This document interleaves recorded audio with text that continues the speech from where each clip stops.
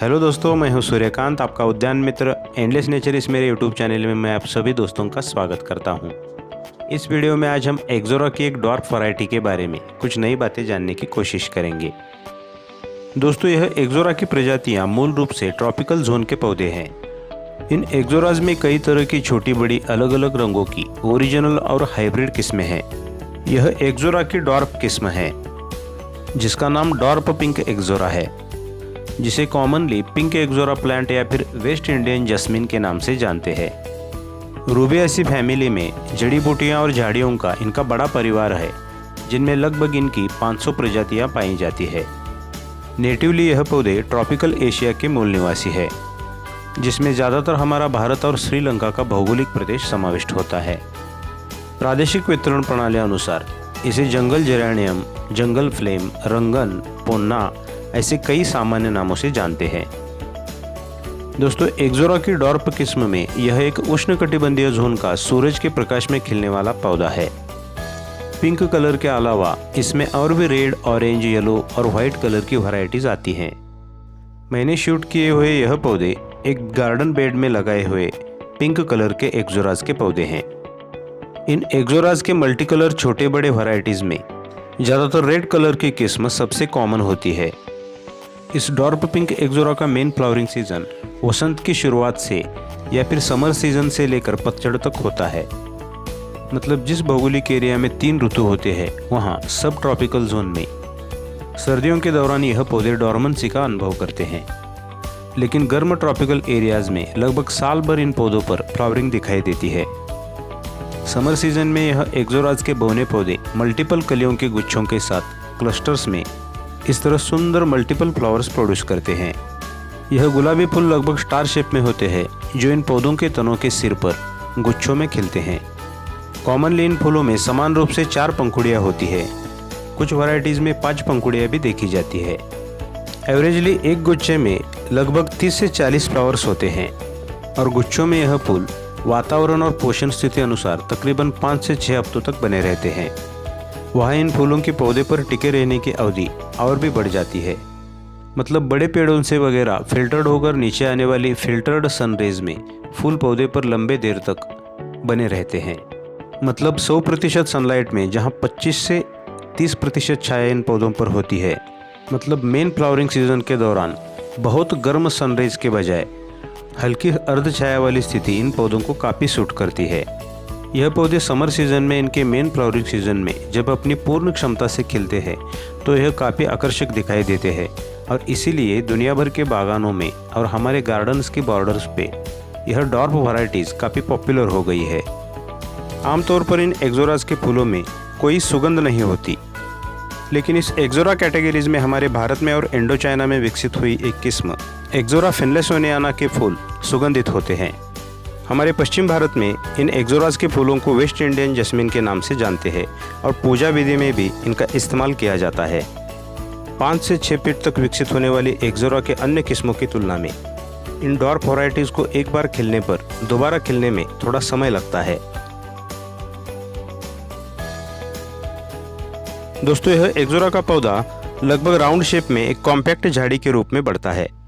अंडाकार या फिर ओवल शेप में विकसित होने वाली इनकी पत्तियों की लंबाई लगभग 2 से 3 इंच होने के साथ साथ मुख्य और उपशिराएं पत्तियों की ऊपरी सतह पर स्पष्ट रूप से दिखाई देती है। लेदर टाइप जैसे दिखने वाली यह पत्तियां आपस में बहुत घनी होती है और ऊपरी सतह पर थोड़ी चमकीली भी होती है। जब इस पौधे पर कोई फ्लावरिंग नहीं होती, उस वक्त यह पौधा इसकी घनी पत्तियों से एक ग्रीनरी मेंटेन करता है। दोस्तों, इसकी सनलाइट नीड के बारे में हमने पहले जैसा डिस्कस किया है, उसी तरह धूप छांव वाली स्थिति इस पौधे को काफ़ी पसंद होती है। पूर्ण सनलाइट में इन एक्सोराज में पूर्ण क्षमता से कलियों का निर्माण होता है, जो बाद में मल्टीपल फूलों के साथ एक सुंदर गुच्छों में डाइवर्ट होते हैं। इसके अपोजिट बहुत छायादार जगह में इस पर कोई फ्लावरिंग नहीं होती। कुदरती रूप से यह पौधा धूप छांव वाली स्थिति में मल्टीपल फ्लावर्स प्रोड्यूस करता है। इसलिए इन पौधों को जहाँ भी हम ग्रो करना चाहते हैं वह एरिया सन फेसिंग एरिया होना चाहिए।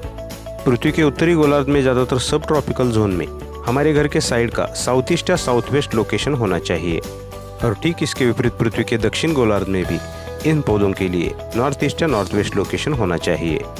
ज़्यादातर कड़ी धूप के बजाय वह लोकेशन धूप छांव वाला हो तो इन पौधों को वह काफ़ी सूट करता है। दोस्तों, इन डॉर्फ एक्सोरास की वाटरिंग नीड मीडियम कैटेगरी में आती है।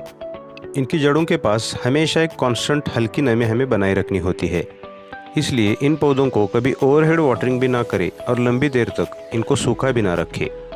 बस ज़रूरत या फिर ऋतु अनुसार इनके मिट्टी के टॉप सॉइल सूखने के बाद ही इनको पानी देना चाहिए। कुदरती रूप में अम्लीय मिट्टी और जड़ों के पास एक नमी वाली स्थिति यह पौधे पसंद करते हैं। इन एक्सोरास के पौधों के लिए और ज़्यादातर बाकी सभी पौधों के लिए पॉटिंग मिक्स सॉइल बनाते समय वह एक्सेस वाटर के डिस्चार्ज के लिए हमें वेल ड्रेन बनानी होती है, जिसका बेस जैविक खाद से समृद्ध होना चाहिए। जैविक खाद का न्यूट्रिशन पौधे की ज़रूरत अनुसार लंबे समय तक स्लो रिलीज होता है। दोस्तों, हमारी बागबानी में यह एक्सोरास के पौधे इनके सुंदर मैसिव फ्लावरिंग के लिए ग्रो किए जाते हैं, इसलिए फॉस्फोरस बेस्ड फर्टिलाइजर इन पौधों को इनके मेन ग्रोइंग सीजन में हमें देनी होती है। ऑर्गेनिक खाद में बोन मील या फिर रॉक फॉस्फेट में भरपूर मात्रा में फॉस्फोरस होता है। फॉस्फोरस फूलों को प्रोड्यूस करने के साथ साथ पौधे की जड़ों का और स्टेम का भी काफ़ी अच्छा विकास करता है, इसलिए जैविक खाद और एनपीके बेस मेंटेन करने के साथ साथ फॉस्फोरस बेस्ड फर्टिलाइजर इन पौधों को देने से फूलों की क्वांटिटी और क्वालिटी हम मेंटेन कर सकते हैं। ज़्यादातर ऑर्गेनिक खाद कम या ज़्यादा प्रमाण में कभी भी हार्मफुल नहीं होती, लेकिन केमिकल फर्टिलाइजर के डोज को पौधे के आकार विस्तार अनुसार हमें एडजस्ट करना होता है। ज़्यादा केमिकल एक्टिविटीज़ के कारण कभी कभी पौधों को भारी नुकसान पहुंचता है। दोस्तों, फ्लावरिंग सीजन खत्म होने के बाद इन एक्सोरास का हम कटिंग या प्रूनिंग कर सकते हैं। कटिंग्स या प्रूनिंग के लिए इनकी ब्रांचेस काफ़ी सॉफ्ट होती है। ज़्यादातर फ्लावरिंग सीजन में मुरझाए हुए फूलों को प्लांट से रिमूव कर देने से खिले हुए फूलों के गुच्छों का सौंदर्य बना रहता है। दोस्तों, आमतौर पर इन एक्सोरास पर मिलीबग्स, स्केल या फिर एपिड्स जैसे कीटकों का प्रभाव दिखाई देता है। रोग के प्रभाव अनुसार हम नीम ऑयल, साबुन स्प्रे, गोमूत्र जैसे कम हार्मफुल पेस्टिसाइड्स का इस्तेमाल कर सकते हैं। इस पिंक एक्सोरा का प्रोपगेशन हम इनके कटिंग से स्प्रिंग सीजन में या फिर रेनी सीजन में आसानी से कर सकते हैं, या फिर नर्सरी से एक हेल्दी पौधा लाकर उसे भी अच्छी तरह से हम ग्रो कर सकते हैं। बोनसाई के लिए भी यह डॉर्फ एक्सोरास बागबानी में काफ़ी पॉपुलर है। दोस्तों, यह डॉर्फ एक्सोरास हेजेस के लिए एक परफेक्ट वैरायटी है।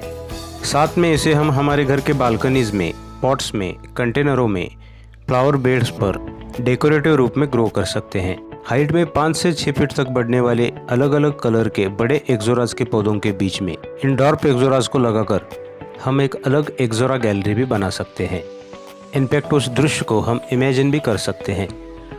दोस्तों, वीडियो अच्छी लगी तो वीडियो को लाइक, शेयर और सब्सक्राइब जरूर कीजिए और पास के बेल आइकन को भी प्रेस कर दीजिए, ताकि आगे आने वाली वीडियोज़ की नई नोटिफिकेशंस आपको समय पर मिलती रहेंगी। अच्छा, तो दोस्तों, अगले वीडियो में फिर मिलेंगे एक नया पौधा और उससे जुड़ी जानकारी के साथ। टिल देन, गुड बाय, ओम साई।